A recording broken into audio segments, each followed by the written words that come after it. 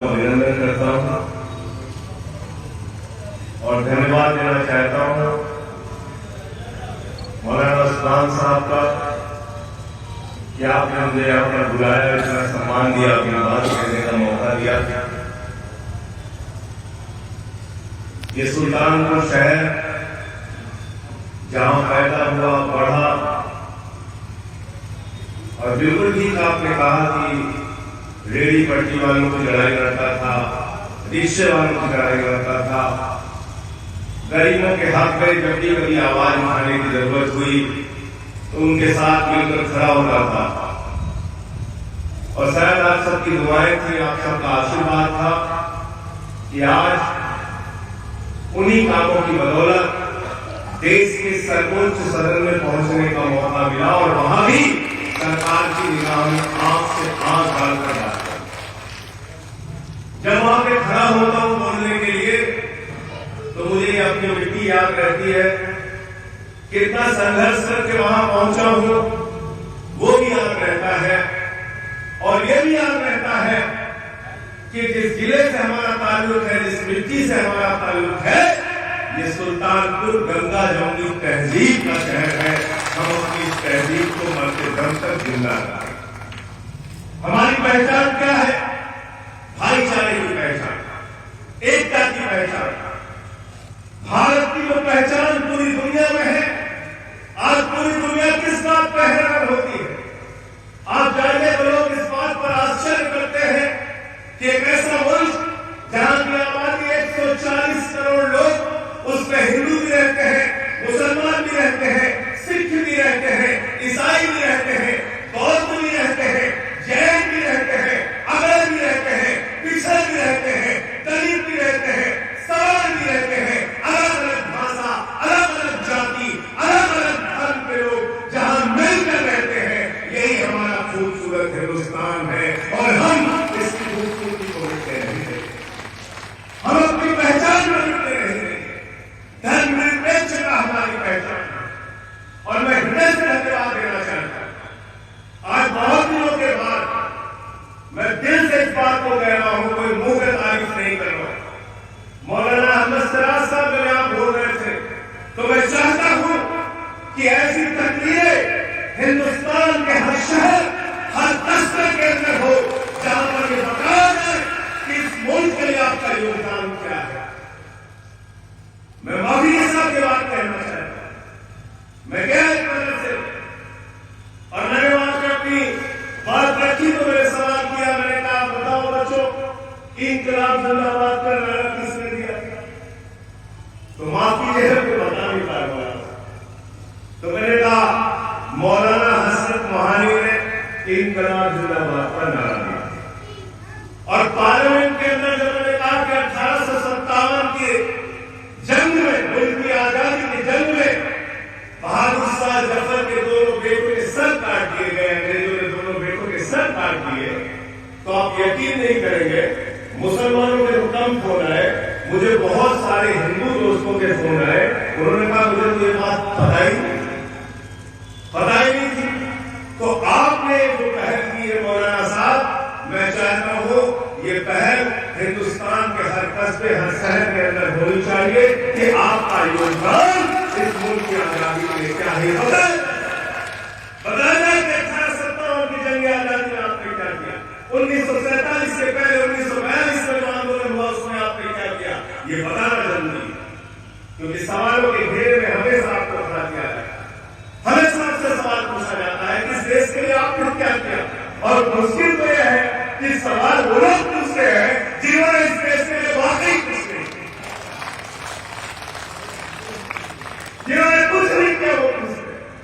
इससे ज्यादा तकलीफ होती है, चलो तुमने कुछ किया हो उससे सवाल करो, बात समझ में आती है। जिन्होंने कुछ नहीं किया वो सवाल पूछते और तर्कों के साथ, हिस्ट्री के साथ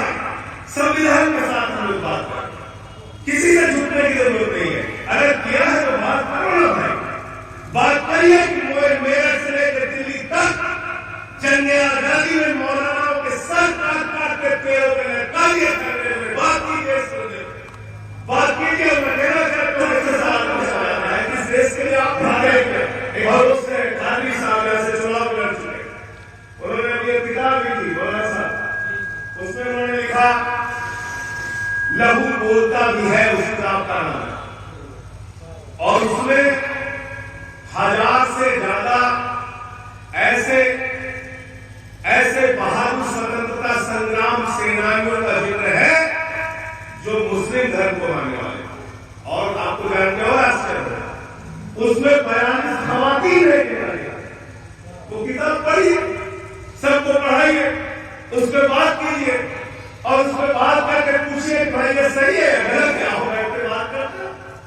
लेकिन एक कमी है जो आज की सभा में है, इस कमी को आगे दूर करना है। मैं तो चाहता हूं ऐसी बहस हिंदी में जाते हैं, हम लोग उसको आयोजित करें और वहां पर आप लोग आकर गलत तो नहीं करेंगे। क्योंकि मेरा अपना मानना है कि कट्टरता, नफरत, आपस में बांटने वाली जो राजनीति है, इसका खात्मा अपनी अपनी लड़ाई लड़कर कभी नहीं होगा। इसका खात्मा अपनी अपनी लड़ाई लड़कर कभी नहीं होगा।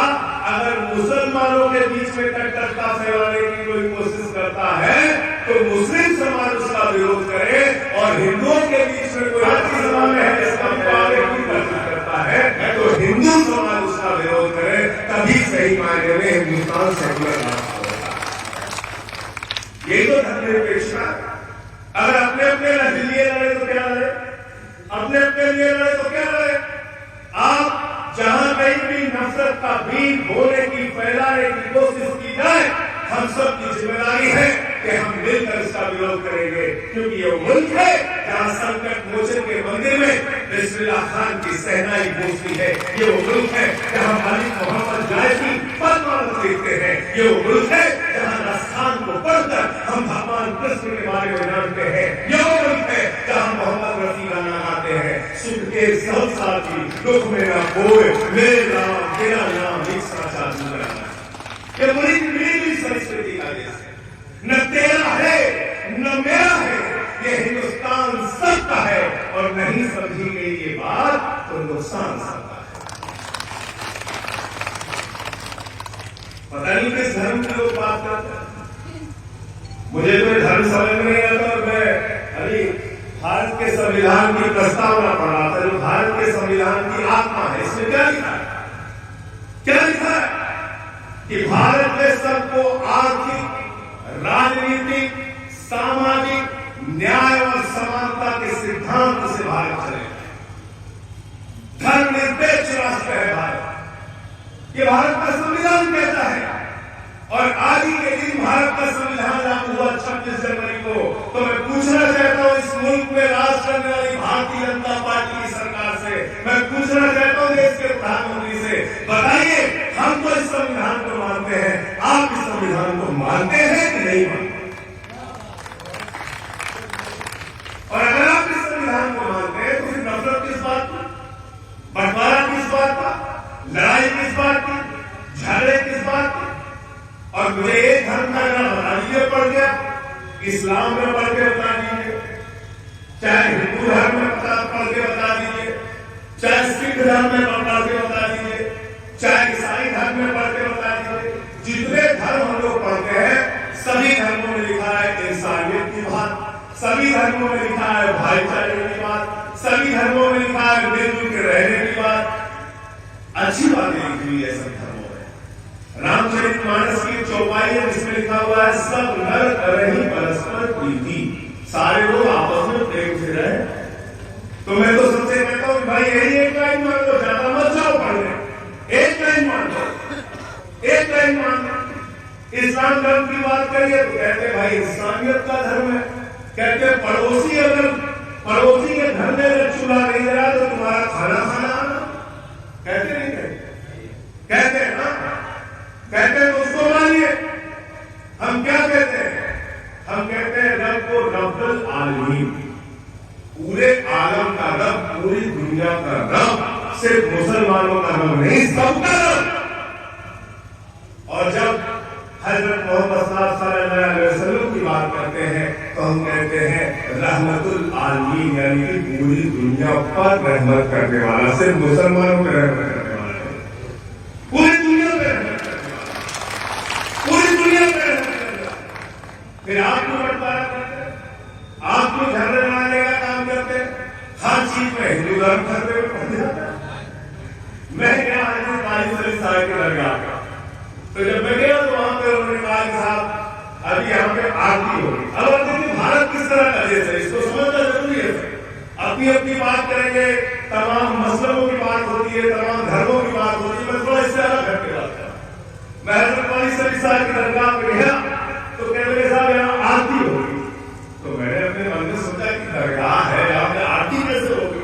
तो मैंने देखा कि कुछ लोग आए, दरगाह में उन्होंने चादर चढ़ाई और चादर चढ़ाने के बाद उन्होंने लाइन पढ़ी कि बारिश तुम्ही हो, कन्हैया तुम्ही हो, मेरी जीवन नैया के कवैया तुम्ही हो, रखना मेरी लाज है बन मुरारी, करूं वंदना जबकि बारिश हो भाई। ये अब आप कहते हैं कि हिंदू धर्म कहीं भी आप कहीं दरगाह पे चले गए तो मैंने देखा भी कुछ दिन पहले, मुझे अच्छा भी लगा, जेपी नड्डा साहब दरगाह का, अच्छी बात। गौतम गंभीर साहब दरगाह पे, अच्छी बात। हमारे प्रधानमंत्री जी ने चादर भेजा अजमेर शरीफ के लिए, अच्छी बात है। समझो इस चीज को, भारत लड़ाई कराकर आगे नहीं बढ़ेगा, नफरत फैला के आगे नहीं बढ़ेगा। ये नफरत की दुकान हिंदू और मुसलमान सबको एक साथ मिलकर बंद करनी पड़ेगी और उसके लिए हम लोग और जिस टाइम हम लोग पैदा हुए, जहां हम लोग रहे, पप्पू भाई बैठे हैं, मौलाना साहब, आपके साथ तो मैंने लड़ाई लड़ी है यहाँ, अभी वो मुकदमा चल रहा है, मौलाना नसीम साहब और हमारे भैया बैठे हुए हैं। अभी मैंने से कह रहा था जितनी बातें आज मौलाना साहब ने बताई कॉन्स्टिट्यूशन की, ये बातें और क्या योगदान है, ये बातें तो हमें जगह जगह फैलानी चाहिए, जगह जगह बढ़ानी चाहिए। ये बात जरूरी इसलिए जरूरी है कि अगर आप इस मुल्क से प्यार करते हैं, इस मुल्क को आगे लेके जाना चाहते हैं, तो गलत फहमियां एक दूसरे के बीच में दूर होनी चाहिए। हिंदू धर्म के लोग ये मान के बैठे कि मुसलमानों ने इस देश के लिए कुछ नहीं किया, मुसलमान ये मान के बैठे कि हिंदुओं ने इस देश के लिए कुछ नहीं किया, तो हमारे बीच का भाईचारा बढ़ेगा नहीं, बढ़ेगा नहीं। और जो लोग भगाने की इस देश को पाकिस्तान चले जाओ, क्यों चले जाए भैया, यहीं पैदा हुए, यहीं बढ़े, यहीं अपने दोस्तों के साथ खेले कूदे, यहीं स्कूल में साथ पढ़े हैं और यहीं पर रहेंगे मरते दम तक और आने वाली पीढ़ियों तक। और इसमें किसी ने बड़ी अच्छी लाइन में कहा कि बिछड़ गए तो ये दिल उम्र भर लगेगा नहीं। आज जो लोग अलग करने की बात करते हैं, उनके लिए लाइन है कि बिछड़ गए तो ये दिल उम्र भर लगेगा नहीं, लगेगा, लगने लगा है मगर लगेगा नहीं, लगेगा, लगने लगा है मगर लगेगा नहीं। इसलिए मिलजुल कर रहना है, मिलजुल कर आगे बढ़ना। मोहब्बत हमारी पहचान, भाईचारा हमारी पहचान, एकता हमारी पहचान।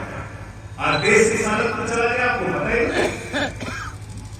भारत के 14 प्रधानमंत्रियों ने भारत के ऊपर कर्जा किया 56 लाख करोड़ रुपए। और जब हमारे ऋषि गुरु जी प्रधानमंत्री बने तो 8 साल में ही उन्होंने भारत का कर्जा कर दिया 156 लाख करोड़। आप बताइए, इसमें कोई बात करता है? कितने टीवी चैनल पर डिबेट होती है इसके, बताइए।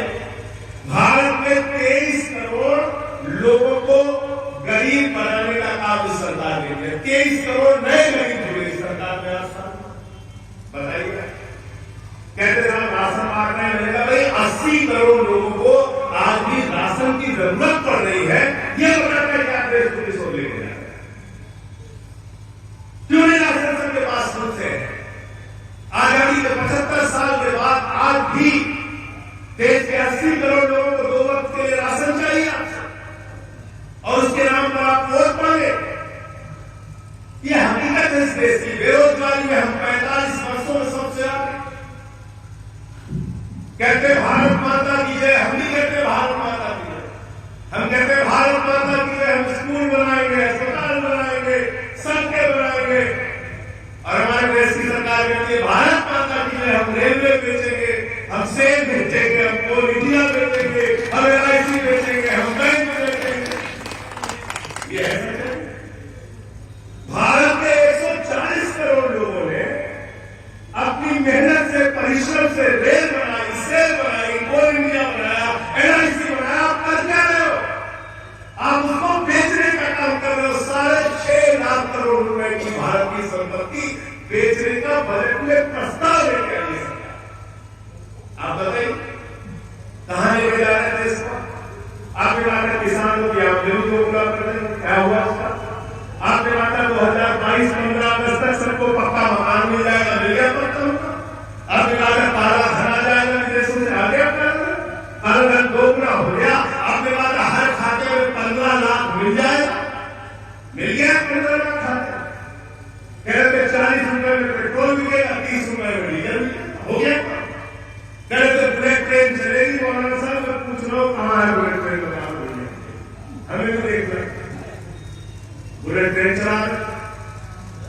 तो कृष्ण बिहारी कपूर की एक लाइन बड़ी अच्छी लाइन है और मैं समझता हूं इस्लाम धर्म के मानने वाले लोगों के लिए ये लाइन बहुत सटीक है कि सच घटे या बढ़े तो सच न रहे। सच घटे या बढ़े तो सच न रहे। सच में कुछ घटाया बढ़ाया नहीं जा सकता। सच या तो सच है या सच नहीं है। सच घटे या बढ़े तो सच न रहे। झूठ की कोई इंतहा नहीं, झूठ की कोई इंतहा नहीं। तो इस देश में सरकार ऐसी चल रही है जिसके झूठ की कोई इंतहा नहीं है। झूठ की कोई इंतहा नहीं। मैं फिर से एक बार सुल्तानपुर की मिट्टी को सलाम करता हूं और आज 26 जनवरी गणतंत्र दिवस के अवसर पर आप सबको शुभकामनाएं देता हूं। और आप सबके सामने आप जब हौसला देते हैं तो ताकत बढ़ती है और मन मजबूत होता है। आप सबके सामने ये संकल्प ले रहा हूं कि मरते दम तक इस मुल्क के भाईचारे के लिए, एकता के लिए काम करता रहूंगा बगैर